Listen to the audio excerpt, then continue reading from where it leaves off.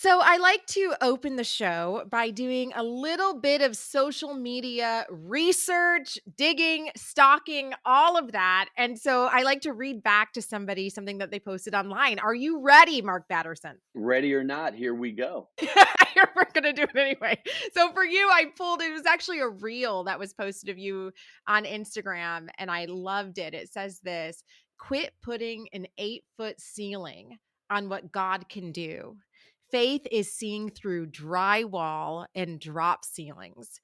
You were talking in that quote about your purchase of the city block called the Capitol Turnaround and how it was hard to see what it could become when you're first deciding to make this purchase. Talk to us about what you mean. I really like this line.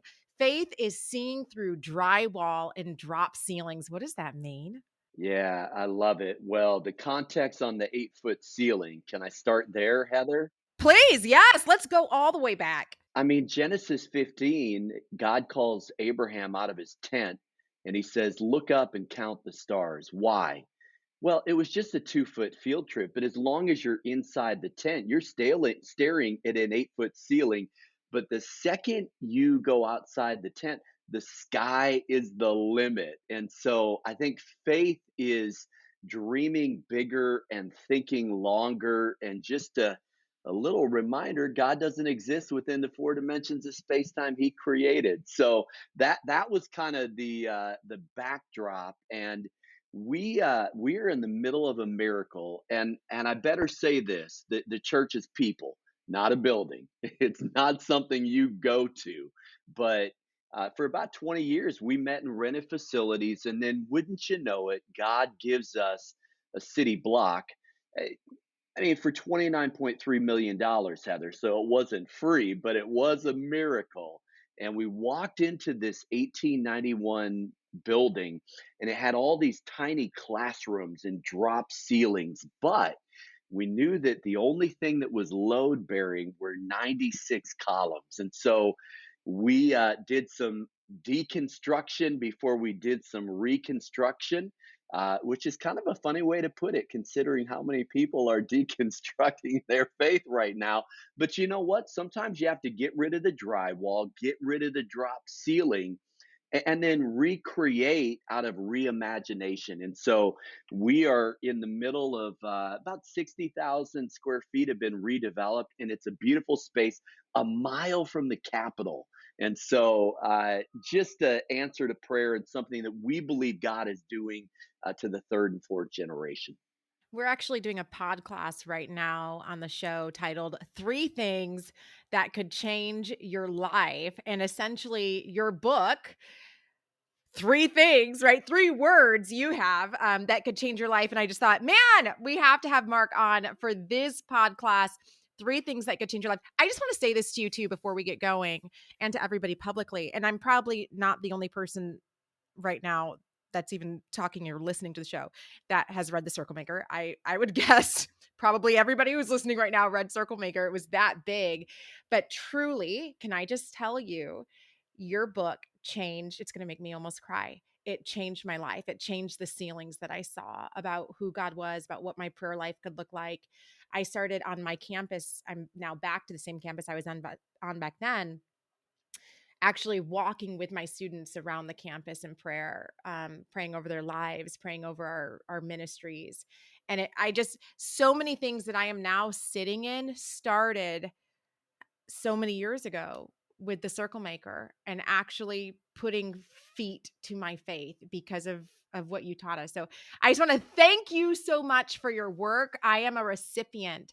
I want you to know that. Well, Heather, I should connect the dots then, because that city block is where I turned the corner on that prayer circle in 1996. It was 18 years to the day from the day of that prayer walk that we got a contract on that building. Someone else offered cash, and we got it for kingdom purposes. And so it's the circle maker is sort of a gift that keeps on giving, because prayer compounds interest.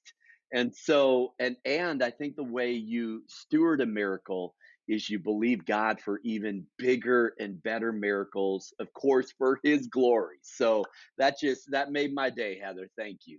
But I've just like, until reading your book, I just didn't even know genuinely that God answers prayers in the way that I saw it in your book. I'm not kidding. And I remember the moment, and this is probably 4 years ago now, that there was just a huge prayer, like a miracle that I got to experience God answer for me. And it was the first thing I thought of was you. Like, oh my goodness, Mark's God is my God. I'm not kidding. So, and I know I'm not the only one. So I'm just saying what everybody listening right now is thinking. Okay. I want to share a quote from your book from chapter 1. It just made my little communication professor heart beat so happily. It says this: in a series of studies conducted at the University of Chicago, the recordings of thousands of counseling sessions were analyzed. Some sessions were successful, resulting in sustained change. Others were unsuccessful. The differentiating factor, it wasn't the therapist's technique. The difference is in how the counselees talk. You say, if you want to change your life, you have to change your words. Tell them, Mark. I've been telling them for 3 seasons. You tell them, please, why this is true. Yes. Well, first of all, a shout out to therapists because your techniques do matter. And we're grateful for your wisdom and your ability to reflective listen. So it's not a diss on therapists, it really is the power of words. And we better back up one step because, Heather, you know it goes back to the power of thinking first because words are formed as thoughts. And so as a man thinketh in his heart, so is he, the writer of Proverbs said. And I think, I don't it's kind of, I chuckle at this, and you're an educator, and you have some letters by your name, Heather. So I'd say this with all humility. I kind of wonder how do we find out that we do have 60,000 thoughts a day? I don't know who came up with that number, but the Cleveland Clinic argues that about 80% of those thoughts are negative. And so it's this negativity bias that we have to overcome. Our internal dialogue usually is pretty negative. And so what we have to begin to do is change our thoughts. Now, I'll just say it this way. I think scripture is the script cure. That scripture has a way of changing the way that we think that then changes the way that we talk. But that same writer of Proverbs said that the power of life and death is in the tongue.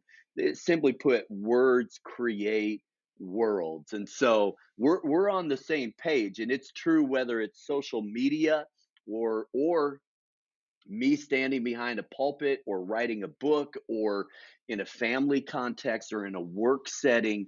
What words are we using? And it's almost like we're teasing these three words, aren't we, right now?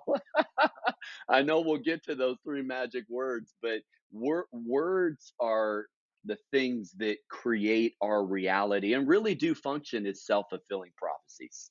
Talk to me about the 3 words, please, sorry, thanks. That's the name of the book. You can pause the episode, friend, right now. Buy the book. Actually, you can like get it on Kindle and you can start reading it as you listen to this conversation. You can do whatever you have to do. Communication professor approved. Please, sorry, thanks. You have to check out this book. I'm so grateful that you wrote it. Tell me the title. How'd you get there? Yes. So I mean, please, sorry, thanks were the three words that my parents taught me. Like, you have to say please, sorry, thanks. But what I've discovered, Heather, is that I think it has to be more than words, it has to be a lifestyle. That these words are, please strikes me as more of a posture towards other people. Uh, Sorry is a posture of, it takes a lot of humility to apologize.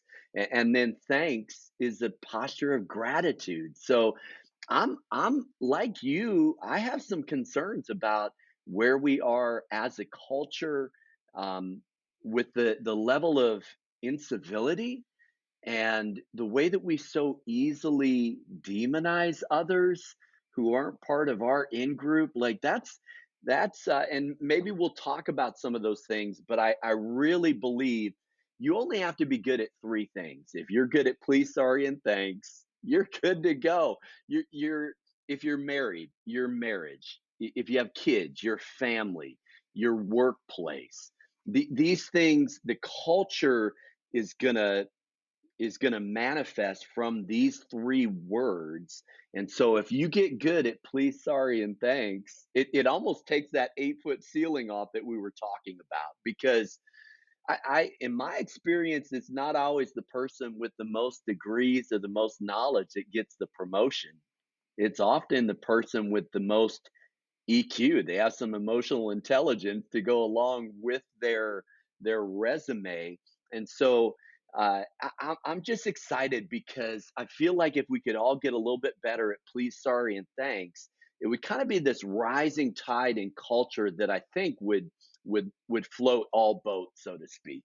Hello, my name is Heather Thompson Day. And if you enjoyed the 10 minutes that you just saw of this episode on YouTube, I invite you to go to Apple Podcasts or Spotify, wherever you listen to your favorite podcast.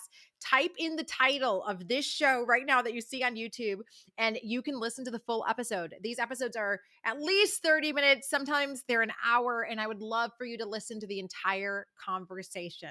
I absolutely love growing with you on Viral Jesus.